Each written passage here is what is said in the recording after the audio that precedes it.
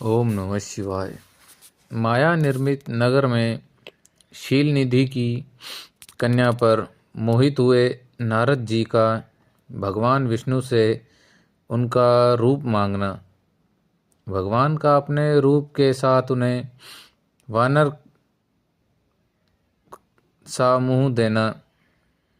कन्या का भगवान को वरण करना और कुपित हुए नारद का शिवगणों को शाप देना।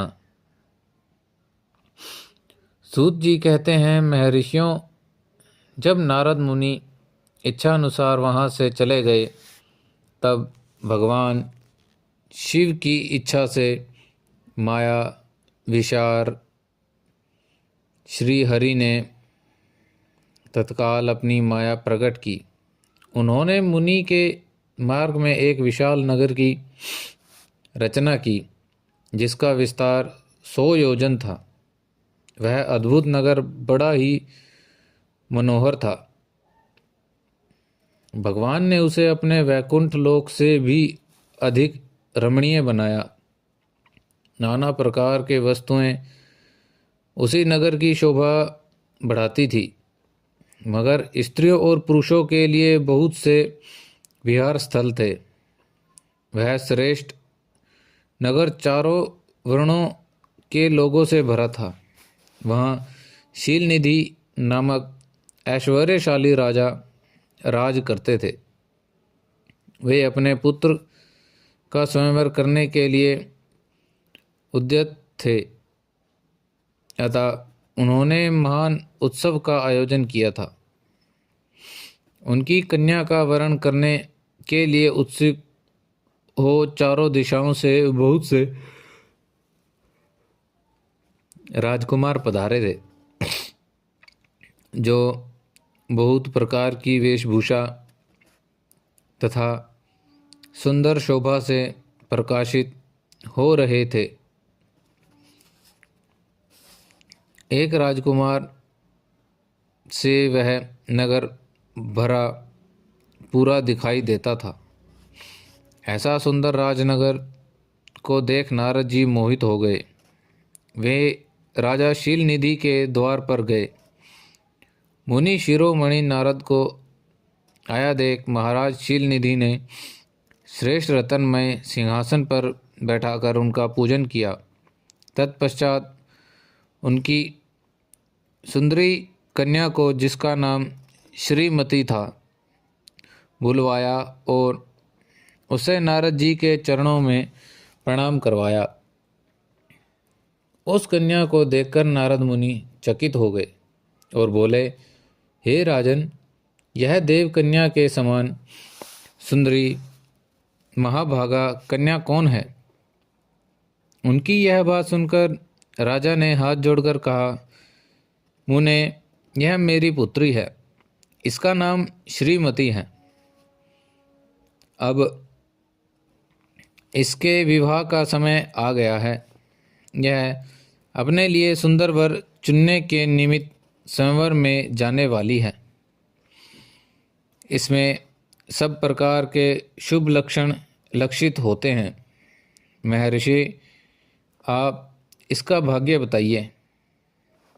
राजा के इस प्रकार पूछने पर काम से वहल हुए मुनि श्रेष्ठ नारद उस कन्या को प्राप्त करने की इच्छा मन में लिए राजा को संबोधित करके इस प्रकार बोले, भूपाल, आपकी यह पुत्री समस्त शुभ लक्षणों से संपन्न है, परम सौभाग्यवती है।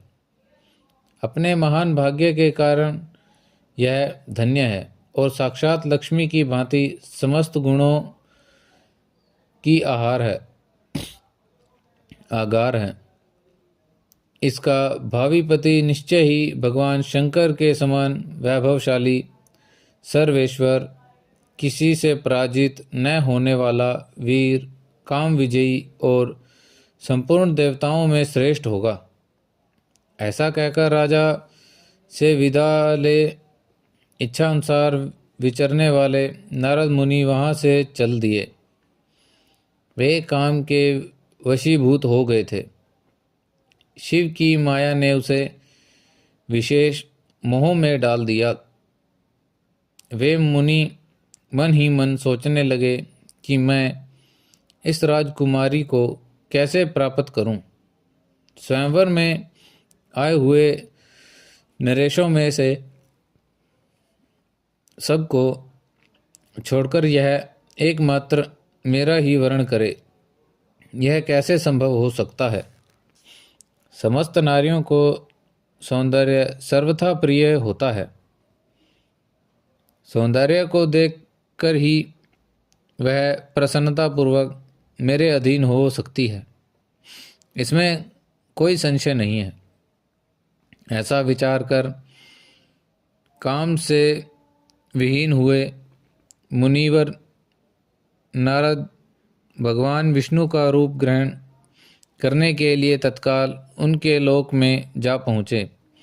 वहाँ भगवान विष्णु से प्रणाम करके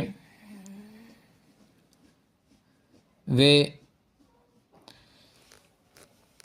इस प्रकार बोले, भगवान, मैं एकांत में आपसे अपना सारा वृत्तांत कहूँगा।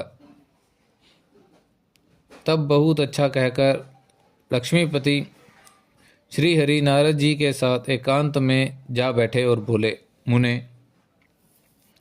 अब आप अपनी बात कहिए। तब नारद जी ने कहा, भगवान, आपके भक्त जो राजा शीलनिधि हैं, वे सदा धर्म पालन में तत्पर रहते हैं। उनकी एक विशाल लोचना कन्या है जो बहुत ही सुंदर है। उसका नाम श्रीमती है। वह विश्व मोहिनी के रूप में विख्यात है और तीनों लोकों में सबसे अधिक सुंदर है। प्रभु, आज मैं शीघ्र ही उस कन्या के विवाह करना चाहता हूँ। राजा शीलनिधि ने अपने पुत्री की इच्छा से स्वयंवर रचाया है, इसलिए चारों दिशाओं से वहाँ सहस्त्रों राजकुमार पधारे हैं।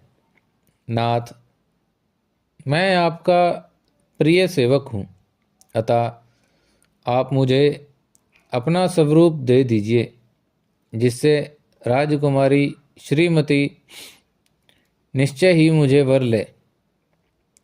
सूत जी कहते हैं, महर्षियों, नारद मुनि की ऐसी बात सुनकर भगवान मधुसूदन हंस पड़े और भगवान शंकर के प्रभाव का अनुभव करके उन दयालु प्रभु ने उन्हें अपना इस प्रकार उत्तर दिया, हे मुने, तुम अपने अभीष्ट स्थान को जाओ। मैं उसी तरह तुम्हारा हित साधक रहूँगा जैसे श्रेष्ठ वैद्य अत्यंत पीड़ित रोगी का करता है, क्योंकि तुम मुझे विशेष प्रिय हो। इसे कहकर भगवान विष्णु ने नारद मुनि को मुख और वानर का दे दिया और शेष अंगों में अपने जैसा स्वरूप देकर वे वहाँ से अंतर्ध्यान हो गए। भगवान की पूर्वोक्त बात सुनकर और उनका मनोहर रूप प्राप्त हो गया समझकर नारद मुनि को बड़ा हर्ष हुआ। वे अपने को कृतकृत्य मानने लगे। भगवान ने क्या प्रयत्न किया है, इसको वे समझ ना सके। फिर भी मुनि श्रेष्ठ नारद शीघ्र ही उस स्थान पर जा पहुँचे जहाँ राजा शीलनिधि ने राजकुमारों से भरी हुई स्वयंवर सभा का आयोजन किया था। विप्रवरों,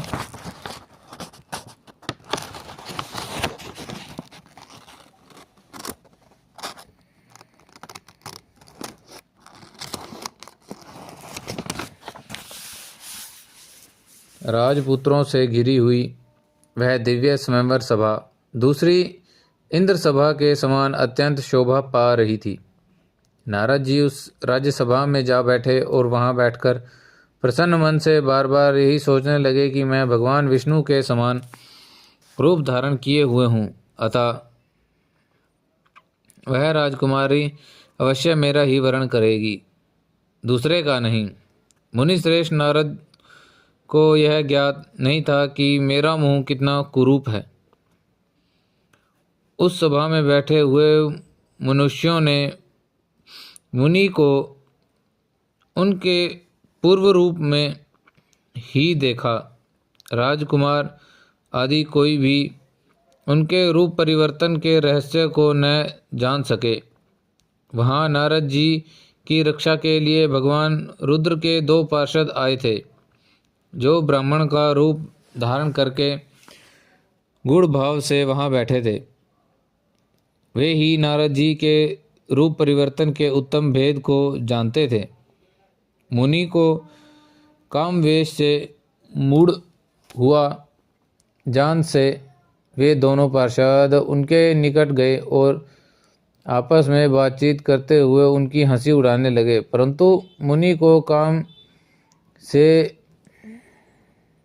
विहल हो रहे थे, अतः उन्होंने उनकी यथार्थ बात भी अनसुनी कर दी।